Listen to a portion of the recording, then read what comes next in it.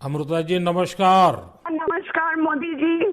आपका बहुत आभारी हूँ। आप मुझे चांस दिए हैं लोगों की सेवा करने के लिए। हम 100% कोशिश करेंगे। आपका चुनाव अभियान कैसा चल रहा है? अभी तो हम निकले हैं तो एक बीजेपी कोई उनका पिता का देहांत हो गया। हम इधर ही आए हुए हैं तो अभी वापस जाके हम प्रचार में ही निकलेंगे। अमृता जी, आप महाराजा कृष्णराय चंद जी की विरासत को आगे ले जा रही है। एक बात आपको हम शेयर करना चाहेंगे। हम क्या कह सकते हैं? जी जी जरूर, मुझे अच्छा लगेगा। ये जो महाराजा कृष्णचंद्र का हम फैमिली है तो उसका भी ये लोग विरोध कर रहे हैं। क्या बोल रहे हैं कि वो ब्रिटिश के साथ साथ दिया था, फिर वो मैंने हम लोगों को गद्दार समझते हैं। क्यों किया वो नहीं बोल रहा है। इतना जमीन दान किया, इतना सब लोगों के लिए किया, भलाई के लिए किया, वो सब नहीं बोल रहे हैं। लेकिन क्या बोल रहे हैं तो हम बोला कि क्यों किया ऐसा महाराजा कृष्णचंद्र। अगर नहीं करते तो हमारा सनातन धर्म तो पूरा खत्म हो जाता है कि नहीं। तो वो बात है। क्योंकि तब का वो जो नवाब थे सिराजुद्दौला, तो वो तो बहुत अत्याचारी भ्रष्टाचारी थे। तो उसी लिए उन्होंने तो अकेला नहीं किया, बहुत सारे राजाओं के मिलन हुआ, उसके बाद सभी ने किया। जगत सेठ भी थे और राजाओं थे। तो उसी सभी के मेहनत से ये काम सफल हुआ। तो अगर नहीं होता आज हम हिंदू नहीं रह पाते। हमारा भाषा दूसरा होता, हमारा वेशभूषा एकदम अलग होता और सभी अलग हो जाते। हम तो दूसरों के अधीन रहते ना। यही बात है।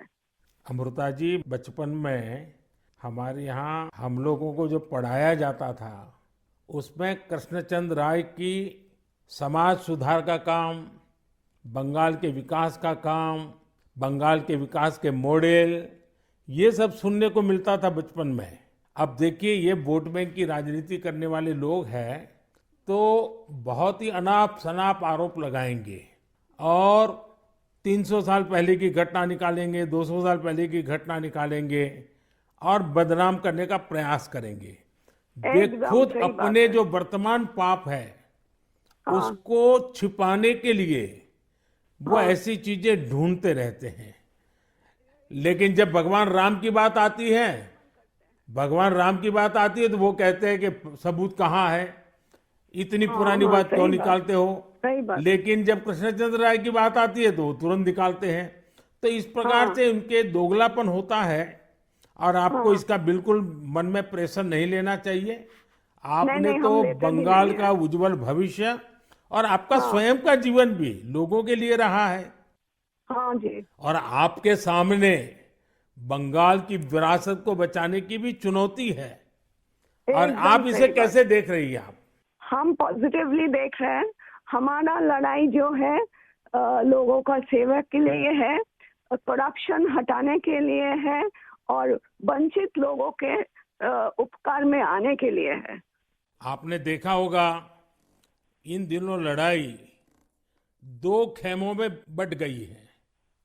एकदम। एक हमारा खेमा है जो इस देश से भ्रष्टाचार को मिटाने के लिए कदम उठा रहा है, और दूसरा हमारे सामने वाला खेमा है, वो भ्रष्टाचारियों को बचाने के लिए इकट्ठे होना, एक दूसरे को बचाने के लिए लड़ाई लड़ना, आरोप करना। और जिन्होंने पहले खुद ने आरोप किए थे वो भी उनको बचाने में लग गए हैं। यानी उनके लिए देश उनकी प्राथमिकता नहीं है, सत्ता ही उनकी प्राथमिकता है।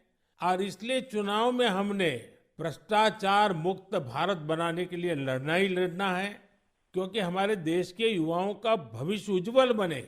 इसलिए भ्रष्टाचार से मुक्त देश होना ही चाहिए। आपको देखकर ही हम आए हैं।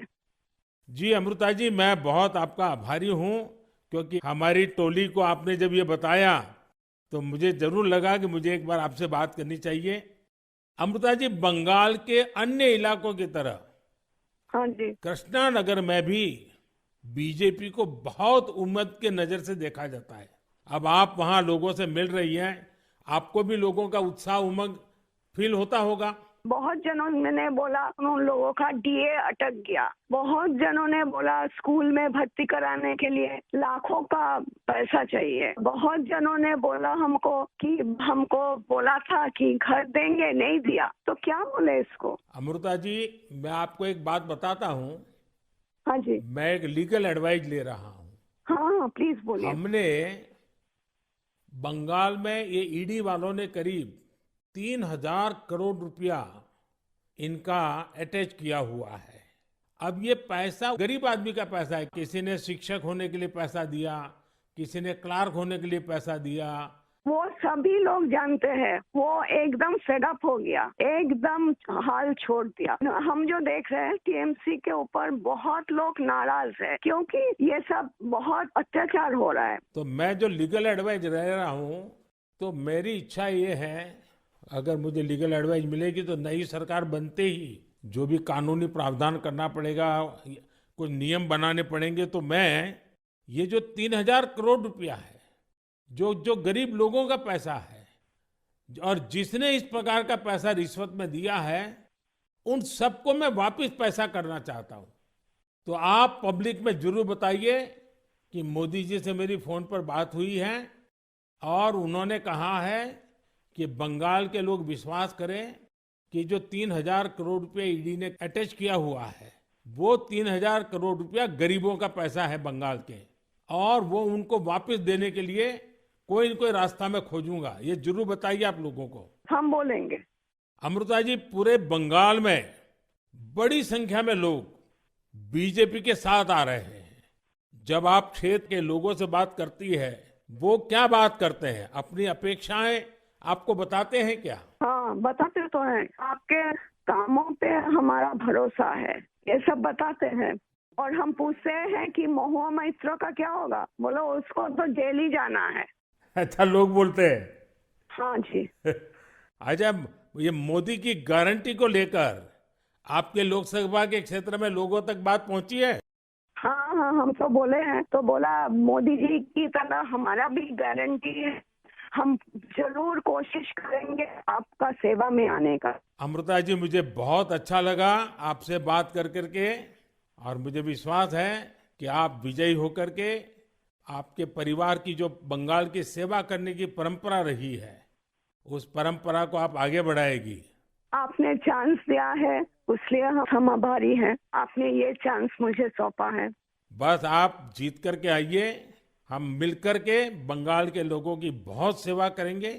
और आप भी जीतने के बाद पहले 100 दिन में कृष्णनगर में क्या करना है, उसका पूरा काम निकाल के रखिए। मैं पूरी तरह आपके साथ खड़ा रहूंगा, और उसमें से जो भी काम भारत सरकार को करने होंगे, वो तुरंत कराने का हम प्रयास करेंगे। आपका आशीर्वाद मुझे चाहिए बस।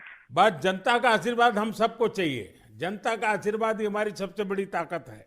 लेकिन आप मुझे गाइड करिए, ये हमारा रिक्वेस्ट है। नहीं, बिल्कुल हम संपर्क में रहेंगे, और मेरी आपको बहुत शुभकामनाएं हैं। बहुत बहुत धन्यवाद जी। नमस्कार।